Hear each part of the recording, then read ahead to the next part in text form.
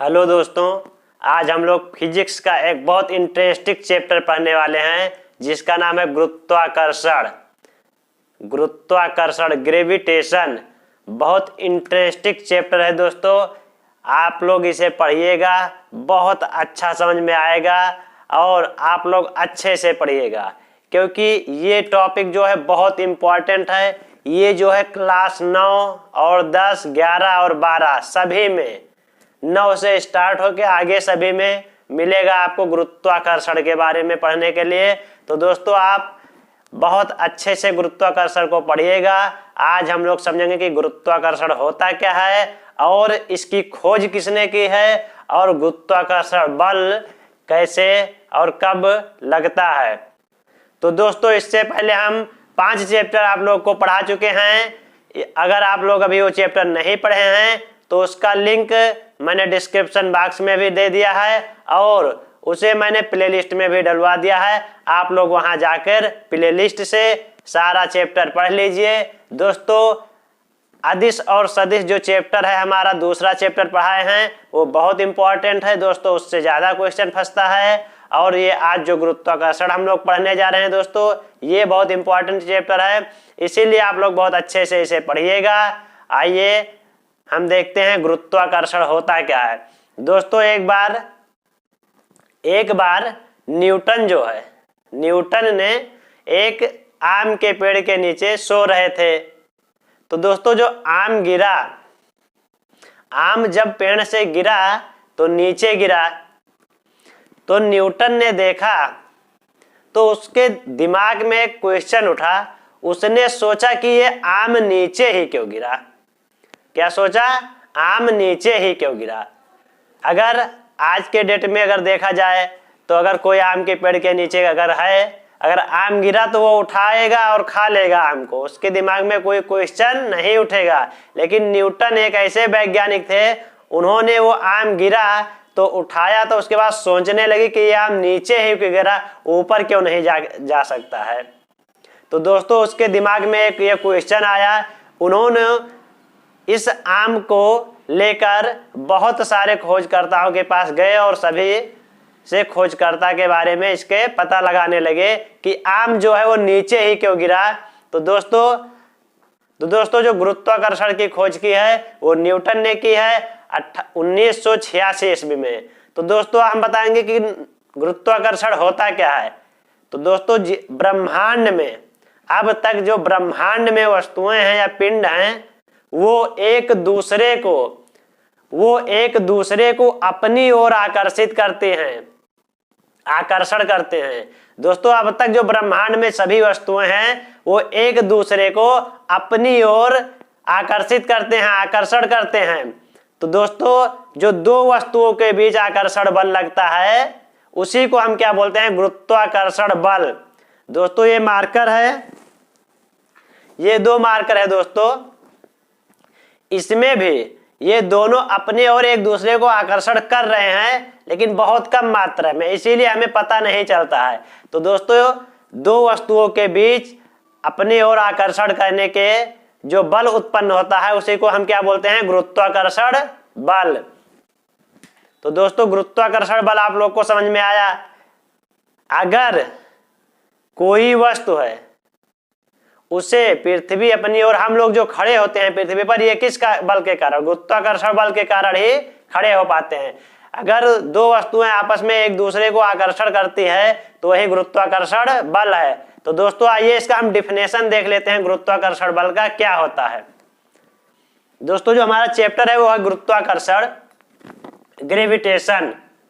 दोस्तों गुरुत्वाकर्षण बल ग्रेविटेशन फोर्स क्या होता है? दो पिंडों के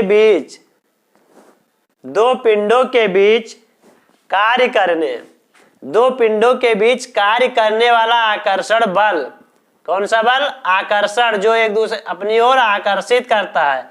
उन पिंडों के गुणनफल के अनुक्रमानुपाती, गुणनफल के क्या है? अनुक्रमानुपाती, तथा उनके बीच की दूरी जो है के वर्ग के व्युत्क्रमानुपाती होता है।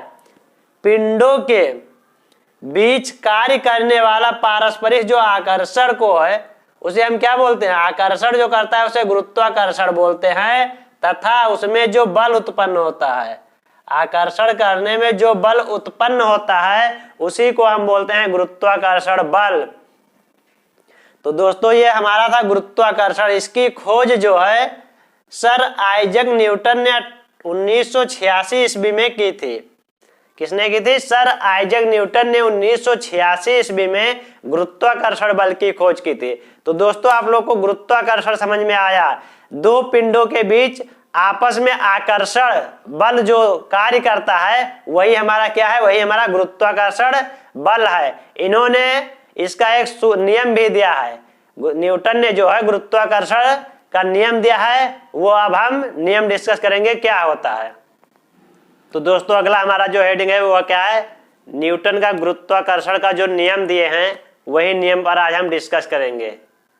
तो दोस्तों न्यूटन ने दो पिंड लिया, न्यूटन ने जो है दो पिंड लिया, पिंड या वस्तु, पिंड और वस्तु एक ही बात है। तो न्यूटन ने दो पिंड लिया जिनका द्रव्यमान उसने m1 और m2 माना। क्या माना? m1 और m2, m1 और m2 उसका द्रव्यमान माने, और दोनों पिंड, एक पिंड यहाँ और एक पिंड यहाँ, जो दोनों पिंड है उनके बीच की जो दूरी है, उनके बीच की दूरी क्या माने? r माने। तो न्यूटन ने जो है दो पिंड लिया और उनका द्रव्यमान जो है m1 और m2, और जो उनके बीच की दूरी है वो क्या माने? r माने। और जो बल वहां पर कार्य करता है वो F, बल जो है वो F। तो उन्होंने दो पिंड लिया, यहाँ देखिए m1 और m2, दो पिंड लिया। ये पिंड जो है एक दूसरे को अपनी ओर आकर्षण कर रहे हैं। m1 ये है और m2 ये है। m1 जो है m2 को अपनी ओर और m2 जो है m1 को अपनी ओर आकर्षण कर रहा है। इनके बीच की जो दूरी है वो क्या है? r है। इनके बीच की जो दूरी है वो क्या है? r है। तो इस नियम से एक फार्मूला निकला था, F बराबर G into m1 m2 by r square.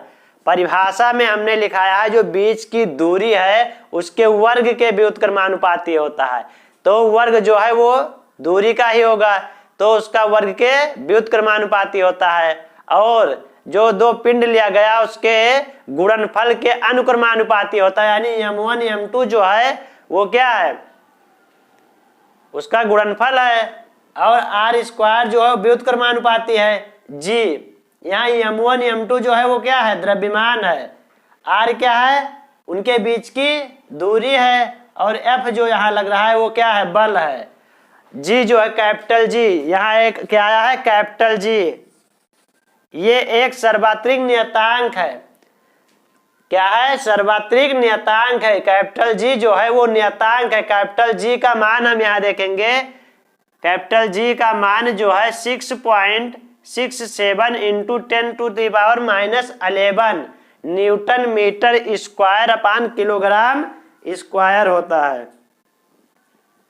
क्या होता है? 6.67 into 10⁻⁻11 newton metre upon kilogram square होता है। दोस्तों यहाँ हम स्मॉल जी का मान भी बता दिए हैं, आप लोग देख लीजिए। स्मॉल जी का जो मान होता है वो 9.8 मीटर प्रति सेकंड स्क्वायर होता है। 9.8 मीटर प्रति सेकंड स्क्वायर होता है, ये स्मॉल जी का मान होता है। और कैपिटल जी का मान ये होता है। तो दोस्तों इसमें इंपॉर्टेंट बात ये है कि जो इन्होंने नियम दिया है उसका ये फार्मूला जो है, क्या है? फार्मूला जिसे सूत्र बोलते हैं, F बराबर G m1 m2 by r square. ये बहुत इंपॉर्टेंट है, ये तुम्हारे पेपर में आएगा, कन्फर्म है। ये जरूर पूछता है हर बार, ये जो सूत्र है ये पूछेगा। तो इसीलिए आप जो ये सूत्र है इसे नोट्स में लिख लीजिएगा और अच्छे से समझ लीजिएगा, क्योंकि बहुत इंपॉर्टेंट टॉपिक है ये। तो दोस्तों यहीं पर आज हम क्लास समाप्त करते हैं। और आप लोग अभी तक हमारे चैनल को सब्सक्राइब नहीं किए हैं तो चैनल को जरूर सब्सक्राइब करिए और दोस्तों के पास ज़्यादा से ज़्यादा शेयर कीजिए, जिससे आपके दोस्तों की भी हेल्प हो सके और आपको एक गवर्नमेंट सीट पक्का करके यहाँ से जाना है। तो दोस्तों लगे रहिए, मेहनत करिए और चैनल को अभी तक सब्सक्राइब नहीं किया है तो चैनल को सब्सक्राइब करिए और साथ में बेल आइकन भी प्रेस करिए, जिससे वीडियो का नोटिफिकेशन आप तक पहुंचता रहे। तो दोस्तों यहीं पर आज हम क्लास समाप्त कर रहे हैं। जय हिंद, ऑल द बेस्ट।